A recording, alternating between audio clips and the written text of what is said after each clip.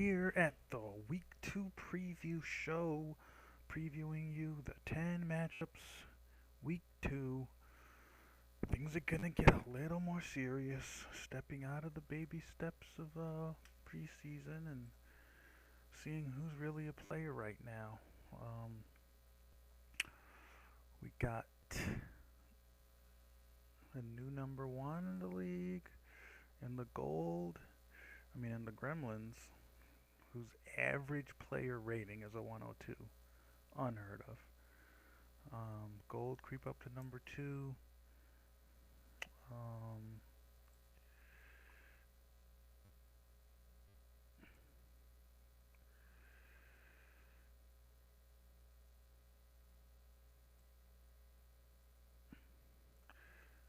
and Pharaohs still hang on at number four despite their crazy loss.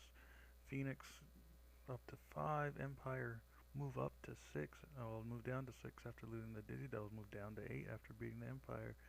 So just the preseason ranking and the season ranking are kind of weighing each other out right now. So things are a little wonky. No Southern teams in the top 11 spots. That's crazy. Checkers leading the charge over the Toros right now. They're both 1-0. They're tied ranking wise though. And the Diamonds, despite winning, are 19th still. I think they're way better than their ranking, and they're going to have to fight that all year, I think.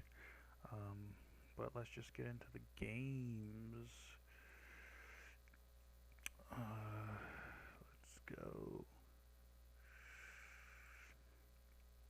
Reapers going to Chicago to play the number one team in the league, the Gremlins, on the flex. We're going to get to see Ganesha Chowdhury, the rookie, the phenom. He has an 85 arm and an 85 catching, we just discovered last week. Him and Giuliano are going to be rivals for a while. Giuliano himself, 92 catching, best in the league right now. But these young guy rankings aren't really, the best. They're just flimsy. They're trying to figure themselves out right now.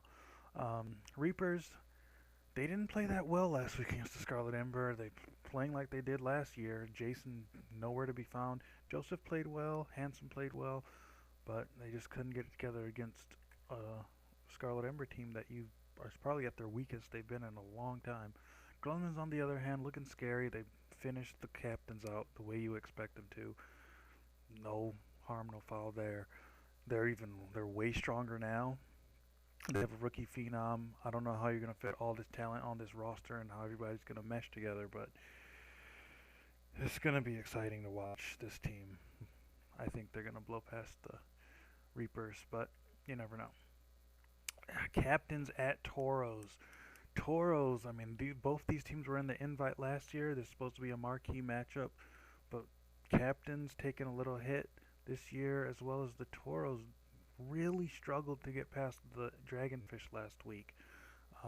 Captains, they need a lot more work from Dale Durant today. Last week, he was nowhere to be found. They got trounced by the Gremlins, and he didn't do anything to help. Toros just couldn't really finish out any sets last week. They won 5-4. Reed wasn't. People are saying these are the pedestrian Toros, and they're making a case for it.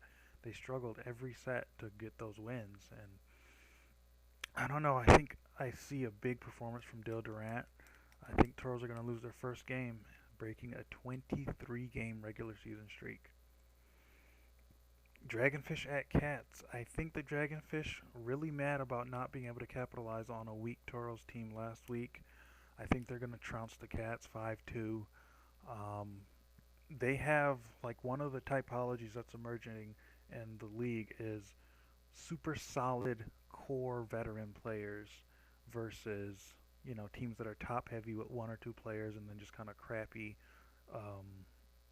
role players. But the Dragonfish are one of those teams that just have a lot of stacked middle of the road veteran players that you know what you're going to get out of them every game.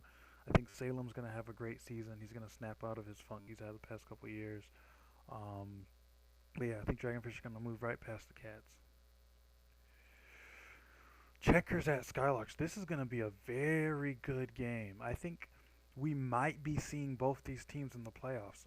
Depending, I mean, I might be jumping the shark here on the checkers. I was very impressed with what I saw against the Interceptors. I really thought they were going to have a lot more struggles against the Interceptors. And I thought the Interceptors were going to win that game. 5-2, Toby Jonas looking great. Looking great. Despite not having a thrower on their team except Ruiz. Ruiz didn't even play that great, but they worked as a team unit. Skylarks, on the other hand, Giuliano Vasiliev. Their offense is going to be set for years to come. Maurice is still on the team. Potts is still there. Defense is set. Skylarks are really becoming a complete team. Giuliano, oh my God, 92 catching now. 92 catching now. Are you serious? Leading the league. Um, so what are we talking about? We're talking about a team that might be deadly. Margays at seadogs. Both these teams desperate for a win. I mean, seadogs aren't really that desperate for a win. They played a great game. They kind of collapsed though against the Toros or against the Gold. They really should have won that game, but they're still in good shape. You know, it'll be good to see Ellie Miller getting his as they make their home debut.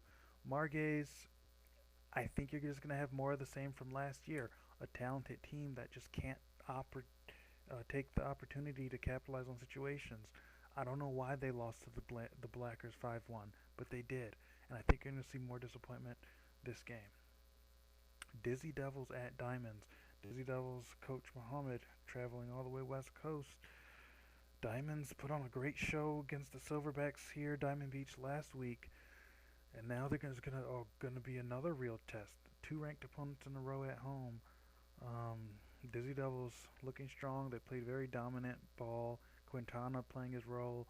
McFadden playing his role. Raekwon playing his role. Campaign playing his role. I mean, this is a solid team. Only issue with them is chemistry, but the Diamonds have way worse chemistry. So don't expect the Diamonds. I just think the Dizzy Devils are going to roll over them. Diamonds, you know, they have that nice core veteran players, but they all do whatever they want to do.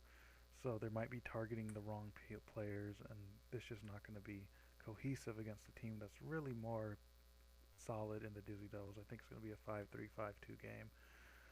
Coach Mohammed rolled to 2-0 start. Silverbacks and Pharaohs. Mistake on my part. Pharaohs are 0-1, not 0-0. And they're ranked number 4. I messed that up.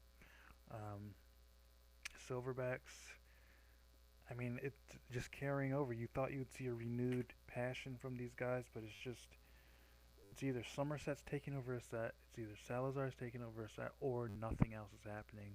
That's how they lost 5-4 to the Diamonds last week. And this is a much more potent team that can go way hotter in the Pharaohs.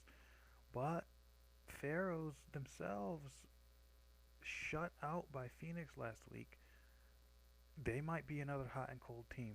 Sometimes they put wins together, sometimes they just completely lay down. So both these teams desperate for a win, desperate to find their identity this year. Scarlet Ember versus Interceptors. Last year, this time of the season, this has been a great event. But Interceptors clinging on to hope, clinging on to the idea that they're still a threatening team. Scarlet Ember, I mean, I think what's going to happen here with them is you're going to have a situation where they're quietly walk. Well, no, they got Gremlins and Skylarks coming up, but a lot of times the past couple years they've just quietly walked their way along and became like 5-0, 4-1. Every season it happens because the Midwest has just been disastrously talentless. But I don't think it's going to happen this year. I think they're going to blow past the Interceptors here. Interceptors just lack identity. They have Kyle. You know, they have an all-dodge caliber dasher and Guerrero. But what else do they have? I mean, nothing's really going on with them.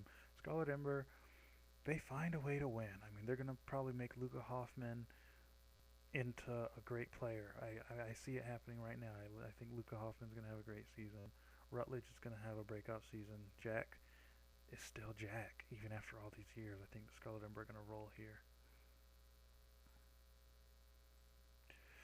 Empire at Blackers. Empire, rough loss, didn't do what was not inspiring. Blackers, teamwork. I mean, Empire, they've vastly improved their chemistry, so this is going to be a pretty technical game on both sides. Both these teams know how to work as teams. Um, Empire are much more talented, but I would watch Hamura. Hamura's trying to emerge as a real force in this league.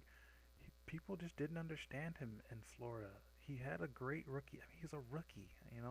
There wasn't much to look forward to, but Hamura played well last year, and for them to get rid of him, I think they're going to start to regret that. I think the Blackers will surprise everybody and win. I think it'll be a 5-4 game, but I think they might pull this one out. And the final game of the week will be in Phoenix, the Gold returning to where they won their championship against the Dodgeball Club. Number 5 versus number 2. Can Hans Greeley defend against... the Gold will throw everything at you. Lenore's a great thrower. Obama's a great all-around. Jay Woods is a great defender. Middlestein is a budding thrower. Pelletier, he's a great backcourter, plus he's going to get the ball every set. So it'll be interesting to see if the Phoenix can hang. I don't think they will. I think the Gold are going to have a statement win here.